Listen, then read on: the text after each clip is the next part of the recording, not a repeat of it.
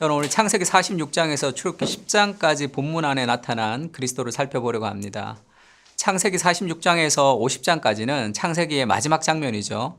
야곱이 온 가족을 이끌고 요셉이 있는 애굽 땅으로 가서 정착하는 과정을 그리고 있습니다. 특히 창세기 48장에서는 야곱이 임종이 가까워지자 요셉이 두 아들 므낫세와 에브라임을 축복하기 위해서 야곱에게 데리고 갈 때 야곱이 손을 엇바꾸어서 축복하는 장면이 있습니다. 이것은 야곱이 에서로부터 받았던 그 차남으로서의 상처가 있었기 때문이 아니라 성경에 나타난 중요한 은혜의 원리를 보여주는데요. 성경은 처음부터 가인이 아니라 아벨을 통해서, 그리고 에서가 아니라 야곱을 통해서, 그리고 이스마엘이 아니라 이삭을 통해서 하나님의 역사가 흘러갑니다. 다윗도 막내인 다윗이 하나님의 역사를 이어가게 되는 거죠. 이것은 세상의 어떤 능력과 강점이 아니라 하나님의 은혜의 방식으로, 세상과는 다른 방식으로 하나님의 은혜가 흘러간다는 것을 보여주고 있습니다. 모든 종교와 도덕 철학은 강자에게 집중하지만 성경은 그렇지 않죠. 단순히 약자를 하나님이 좋아하신다는 것이 아니라 하나님의 은혜가 사람을 구원한다는 것을 보여주는 좋은 은혜의 역사입니다. 예수님도 구름을 타고 공중에서 권세를 가지고 오시는 것이 아니라 아주 연약한 아이로 오시는 것을 볼 수 있습니다. 그리고 창세기 49장에는 야곱의 축복이라는 찬양 아시죠? 너는 담장 너머로 뻗은 나무라고 돼 있는 이 가사가, 사실 어떤 분들은 야곱을 하나님이 축복하신다고 생각할 수도 있는데 야곱이 축복을 하는 거죠. 이것은 요셉을 축복하는 내용입니다. 이 49장에서 요셉을 축복하는 것보다 더 중요한 예언이 있는데요. 그것은 창세기 49장에 보면 유다를 향해서 그렇게 예언을 하고 있습니다. 유다야, 너는 형제의 찬송이 될지라. 내 손이 내 원수의 목을 잡을 것이요 내 아버지의 아들들이 내 앞에 절하리로다. 지금 내 손이 내 원수의 목을 잡을 것이라는 말은 우리 첫 번째 영상에서 보셨던 창세기 3장 15절을 떠올리게 합니다. 창세기 3장 15절에 타락한 후에 하나님께서 여자의 후손과 그 마귀가 원수가 되게 하고 여자의 후손이 마귀의 머리를 상하게 할 것이라는 그런 최초의 복음을 이 유다를 통해서 지금 다시 한번 상기시키는 의미가 있습니다.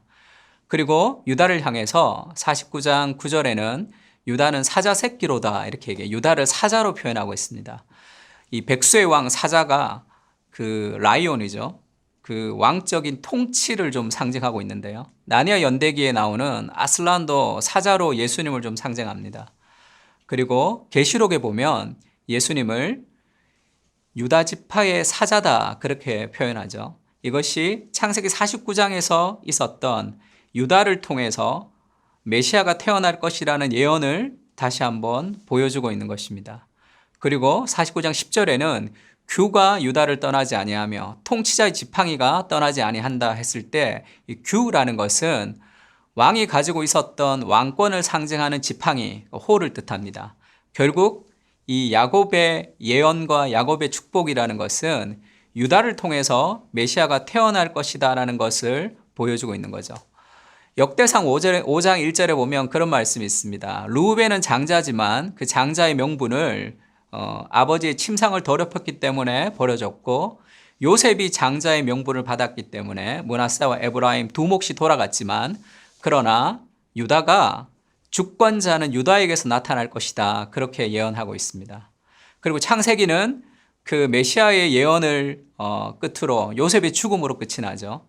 요셉이 죽을 때도 요셉이 자기의 해골을 애굽 땅이 아닌 가나안 땅으로 다시 해골을 메고 올라가라 그렇게 약속하는 장면이 있습니다.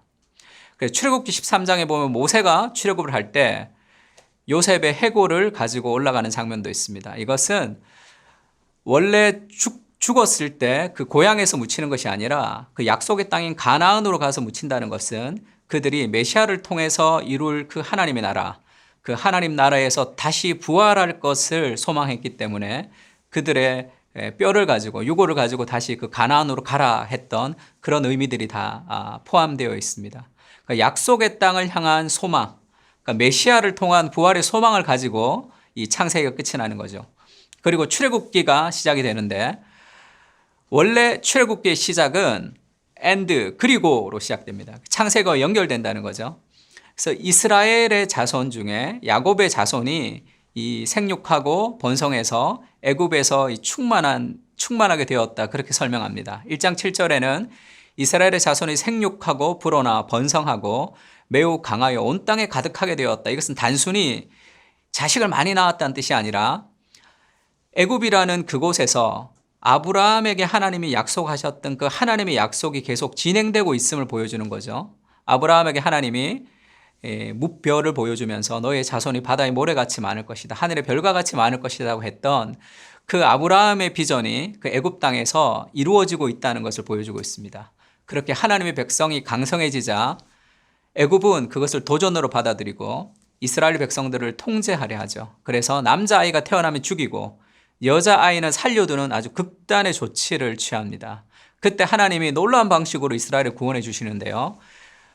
연약한 여인들을 통해서 하나님이 일하시죠. 첫 번째는 히브리 산파라는 그 여인들을 통해서, 또 모세의 엄마와 모세의 누이를 통해서, 그리고 너무나 아이러니하게 바로의 딸을 통해서 하나님 모세를 건지시죠. 바로의 궁전에서 모세가 가장 안전하게 자라고 있다는 것은 하나님의 지혜의 놀라움과 사람의 지혜의 어리석음을 보여주고 있습니다. 그러니까 모세가 120세를 살았는데요. 그 다음에 나오는 모세의 일대기를 이 세 단계로 나눌 수 있습니다. 첫 번째 40살은 사도행전 7장 22절의 말씀같이 모세는 애굽 모든 사람의 지혜를 배워서 그 말과 하는 일에 능했습니다. 그래서 애굽의 능력, 세상의 리더십을 가지고 내가 세상을 구원하자, 이스라엘을 구원하자고 했던 것이 이 모세의 40세까지죠. 모세의 40세를 한마디로 얘기하자면 나는 할 수 있다라고 요약할 수 있습니다. 그러나 살인자의 누명을 쓰고 그가 광야로 도망가죠. 그리고 나서 80세까지의 40년은 나는 아무것도 할 수 없구나라는, 나는 할 수 없다라는 것으로 정리할 수 있습니다. 그리고 마지막 80에서 120세까지의 출애굽했을 때의 그 모세는 하나님이 함께 하시면 나는 할 수 있다라고 정리할 수 있습니다. 그렇게 출애굽기가 10장까지 진행이 되는데요. 10가지 재앙을 통해서 바로에게 이스라엘을 구원해내는 스토리가 나오죠. 모세가 출애굽기 3장에서 하나님에게 묻습니다. 하나님이 누구십니까? 내가 누가 보냈다고 해야 됩니까? 라고 물을 때 하나님이 나는 스스로 있는 자다 이렇게 얘기했어요. 그러니까 스스로 있는 자를 영어 성경에는 I am that I am 이렇게도 번역했습니다. 근데 이게 비동사가 사용됐는데요. I will be that I will be 그런 의미도 동시에 포함되어 있습니다. 그러니까 나는 나다라는 그 하나님의 어떤 그런 비밀성을 얘기하기도 하고, 그 다음에 I will be that I will be는 앞으로 여호와가 누구인지 너희가 보게 될 것이다라는 그런 의미도 담겨져 있습니다. 그래서 모세가 바로 앞에서 그렇게 얘기하죠. 하나님께서 내 백성을 보내라고 말씀하셨다 이렇게 얘기하니까 바로가 그렇게 대답합니다. 여호와가 누구인데, 여호와가 누구이길래 내가 너의 목소리를 듣느냐. 나는 여호와를 알지 못한다. 이것이 애굽과 바로의 마음이죠. 하나님이 10가지 재앙을 통해서 여호와가 누구이신지를 보여주는 사건들이 이제 진행이 되고 있는 거죠. 근데 왜 하나님이 한 번으로 이스라엘을 출애굽시키지 않고 10가지 재앙을 하셔야 되냐는 거죠. 하나님이 능력이 있으셨기 때문에 한 번으로도 다 구출하실 수 있는데 그 10가지 재앙을 통해서 하나님이 한 가지를 통해서 하나님이 누구이신지를 알려주시는 거죠. 이스라엘 사람에게 여호와가 누구인지를 알려주고 또 애굽 사람들에게도 하나님이 누구신지를 알려주시는 그 재앙들의 순서들이 있습니다. 그래서 처음에 재앙이 시작될 때는 애굽의 요술사들이 따라하기도 하고 애굽과 바로가 비웃죠. 그러나 재앙이 계속되면서 요술사들도 종양이 생기기도 하고, 그리고 우박이 떨어질 때는 바로의 신하 중에 여호와의 말씀을 두려워하는 자들이 생겨나기 시작합니다. 그래서 하나님의 말씀에 애굽 사람들도 순종하는 사람들이 있는 거죠. 그래서 결국 이 10가지 재앙을 통해서 여호와가 누구이신지를 애굽 사람들에게 그리고 이스라엘 사람들에게 하나님이 자신을 계시하시는 것이죠. 그렇게 출애굽기 10장은 그 10번째 재앙, 어린 양의 죽음을 앞둔 흑암으로 끝이 납니다. 장자의 죽음, 어린 양의 죽음 앞에 흑암이 있다는 것은 10번째 재앙의 직전에 뒤덮은 흑암은 마치 예수님의 십자가를 앞둔 흑암이 드리워진 것을 연상시키죠. 마태복음 27장 45절에 보면 제 육시로부터 온 땅에 어둠이 임하였습니다. 그리고 나서 그 어둠 후에 예수님께서 십자가에서 돌아가시는 장면이 있습니다. 이스라엘이 애굽에서 구원을 받는 것은 어린 양의 죽음 때문이죠. 그 죽음 앞에 드리워진 흑암은 그리스도의 죽음을 점점 고조시키는 그런 드라마틱한 그런 구성으로도 볼 수 있습니다. 그러니까 우리의 구원이 단순히 하나님의 능력으로 인한 구원이 아니라 그리스도의 희생을 통해서 이룬 구원인 것을 좀 기억하며 그 그리스도의 희생과 그 은혜에 합당한 삶을 살아가는 오늘이 되시기를 기도합니다.